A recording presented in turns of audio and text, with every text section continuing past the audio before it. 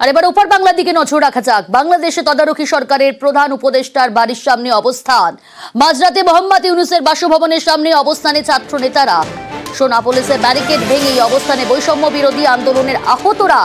চিকিৎসা পুনর্বাসন ও রাষ্ট্রীয় স্বীকৃতির দাবিতে শনিবার থেকে বিক্ষোভে জুলাই আন্দোলনের আহতরা। গতকাল দিনভর মিরপুরে পথ অবরোধ চলে। স্বীকৃতি না হওয়ায় আত্মহত্যায় স্লোগান তুলে চলে বিক্ষোভ। রাতে তাদের দাবি নিয়ে মোহাম্মদ ইউনূসের বাড়ি যমুনার দিকেই রওনা হন তারা। শাহবাগ এলাকায় তাদের বাধা দেয় পুলিশ। এরপর সেনা ও পুলিশের ব্যারিকেড ভেঙে ইউনূসের বাড়ির সামনে পৌঁছে যান তারা। সেখানে শুরু হয় অবস্থান। পরিস্থিতি নিয়ন্ত্রণে রাতেই সেখানে যান জুলাই আন্দোলনের এক ছাত্র নেতা হাসনাত আব্দুল্লাহ। সেখানে উপদেষ্টাদের সমালোচনা করেন তিনি। উপদেষ্টা বাছাইয়ে ভুল ছিল বলেও জানান তিনি।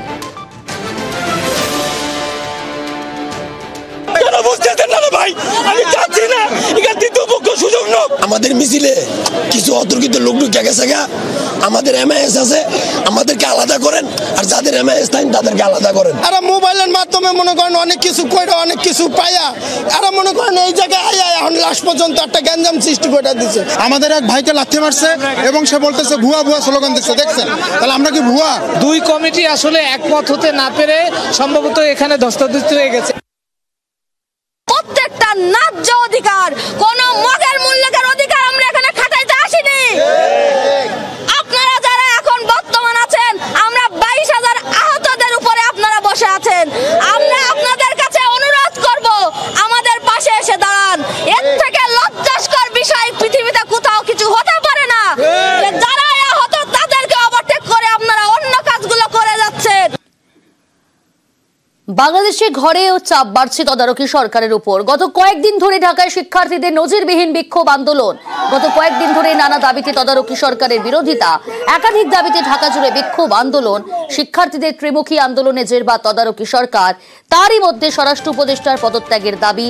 জুলাই আন্দোলনে বিচারে ব্যর্থতার অভিযোগ। পদত্যাগের দাবি তুলেছে ইনকিলাব মঞ্চ নামে একটি সংগঠন। স্বরাষ্ট্র উপদেষ্টা জাহাঙ্গীর আলমকে লাল চুনি দেখিয়ে চলে বিক্ষোভ। 20 ফেব্রুয়ারির মধ্যে বিচারের রূপরেখা ঘোষণা না হলে আরো বড় আন্দোলনের হুঁশিয়ারি। এই অবস্থায় কোন পথে যাবেন মোহাম্মদ ইউনূস?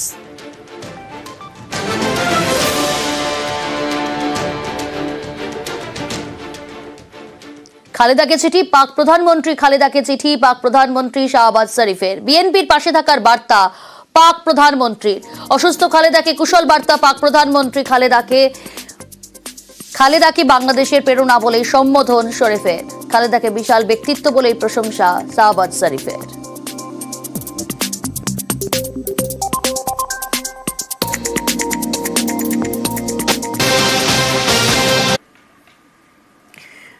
বিশ্ব দরবারে ফের চাপ ইউনূস। তদারকি সরকারের সমালোচনা আন্তর্জাতিক ক্রাইসিস গ্রুপের। তদারক সরকারকে কটাক্ষ আইসিজির। তদারকি সরকারের ওপর প্রত্যাশার চাপ বাড়ছে। ঘরে বাইরে চাপ ইউনূস সরকারের দাবি আইসিজির। টানাপোড়েনে জেরবার তদারকি সরকার বলেও দাবি।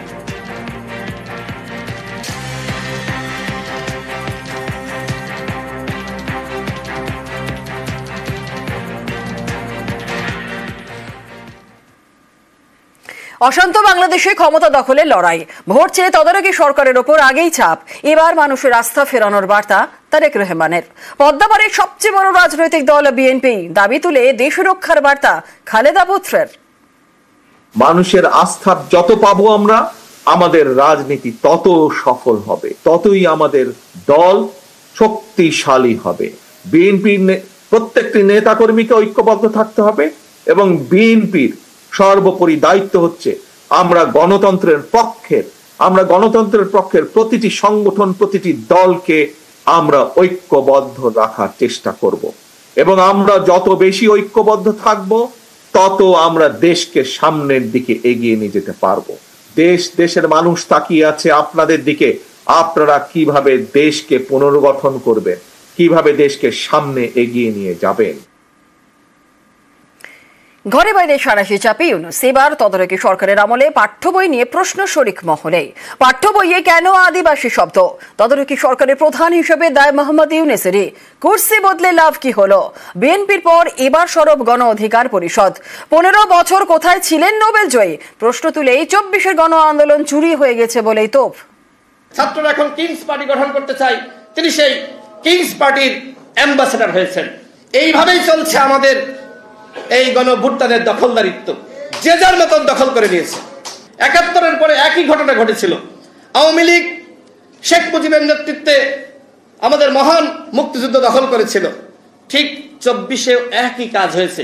বৈষম্য কমে নাই কোথাও, বৈষম্য আরো বেড়েছে। আপনি কোন দলের ব্র্যান্ড অ্যাম্বাসেডর হবেন না, কিন্তু রাষ্ট্র সংস্কারের নামে কিস পার্টি গঠন করলে বাংলাদেশের জনগণ, বাংলাদেশের রাজনৈতিক দল এবং কোন সংগঠন সেটি মানবে না। শরিকদেরই নিশানায় বাংলাদেশে তদারকি সরকার। ফের ইউনূস সরকারের সদিচ্ছা নিয়ে প্রশ্ন শরিকদের। পালা বদলের পর দেশের উন্নয়নের জন্যই কাজ কই, প্রশ্ন তুলেই সরব গণ আন্দোলনের যুব নেতা। ভালো মনের যারা মানুষ তারা আমাদের উপদেষ্টা পরিষদে রয়েছেন, এই জন্য তারা হয় সবাইকে ভালো মনে করছেন বাংলাদেশে যারা আছে, আদারওয়াইজ মনে করছেন সবাই ভালো হয়ে যাবে, কিন্তু এটা তো সম্ভব না। এই যুগের পর যুগ ধরে সবার রক্তে যে কালচারগুলো জেনেটিক্যালি একদম মডিফাইড হয়ে গিয়েছে, সেগুলোকে বের করে একটা নতুন পরিবর্তিত সিস্টেম নিয়ে আসার জন্য আমাদের যে লেভেলের স্ট্রিক্ট হওয়া প্রয়োজন, ল অ্যান্ড অর্ডারের যে এনফোর্সমেন্ট আমরা প্রত্যাশা করি, সেটার তেমন কিছু আমরা দেখতে পাচ্ছি না। আসলে আমরা মনে করি আমাদের প্রায় ২৪-২৫ জন উপদেষ্টা একজন যদি একটা মন্ত্রণালয়ে একটা কাজ করেন যেটা ন্যাশনালি একটা পজিটিভ ইম্প্যাক্ট ক্রিয়েট করবে, এটা আমরা আমাদের সারা জীবন, আমাদেরকে যদি পরবর্তীতে এসে খুনি হাসিনা তার দোষর অন্য কোনো এজেন্ট এসে হত্যা করে ফেলে আমাদের বিন্দু মাত্র দুঃখ হবে না। অন্তত এটুকু বলতে পারবো যে অন্তর্বর্তীকালীন সরকারের সময়ে ২৪ জন উপদেষ্টা ২৪টা সংস্কার করেছেন, যেটা পুরো বাংলাদেশের পরিবর্তনের জন্য সবচেয়ে গুরুত্বপূর্ণ ভূমিকা রেখেছে। খামখেয়ালি আবহাওয়া, আলু গাছে দেখা দিচ্ছে নানান ধরনের রোগ, আর এতে ফলন কমার আশঙ্কা। চিন্তায় রয়েছেন আলু চাষিরা।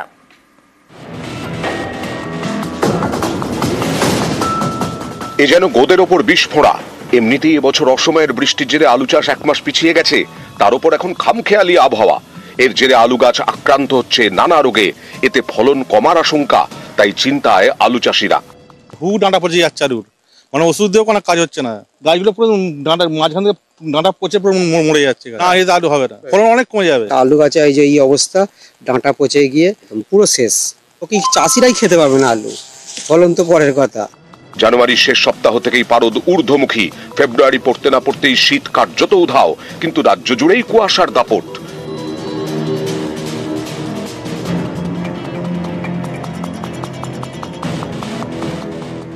কৃষকরা বলছেন এই ধরনের আবহাওয়া একেবারেই আলু চাষের উপযোগী নয়। ইতিমধ্যে আলু গাছে দেখা দিচ্ছে নানা ধরনের রোগ। আলুর ডাটা পচা রোগ থেকে ধসা রোগ, এই সব রোগে নষ্ট হচ্ছে আলু। কুয়াশা যত বেলা বাড়ছে তত তো কুয়াশায় বুঝে যাচ্ছে না। এরকম এত গরম আছে, শীতের দরকার। এই সময় যদি এই গরমটা থাকে আপসে অটোমেটিক গাছ গোড়ায় পছন্দ হয়ে যাবে, ডাঁটাগুলো পচে যাচ্ছে, মনে থাকা খুব অসম্ভব কুয়াশার কারণে। এই অবস্থায় নামি দামি কোম্পানির ওষুধ স্প্রে করে গাছ বাঁচানোর আপ্রাণ চেষ্টা করছেন চাষিরা, তাতেও রোগভোগ আটকানো যাচ্ছে না বলেই দাবি। এভাবে চলতে থাকলে ব্যাপক ক্ষতির আশঙ্কা। আর আলুর ফলন কম হওয়া মানেই বাজারে দাম বাড়বে। আলুর ফলন কি হবে জানি না, গাছ যদি না বাঁচে তো তাহলে ফলন হবে না। খোলা মার্কেটে এর দাম অতিরিক্ত হয়ে যাবে। এত ওষুধ কিনতে হচ্ছে, কত টাকা পাবো আমরা? তাতেও আমাদের গাছ বাঁচাতে পারছি না। হুগলি থেকে রানা কর্মকার এবং পশ্চিম মেদিনীপুর থেকে সুকান্ত চক্রবর্তী, নিউজ 18 বাংলা।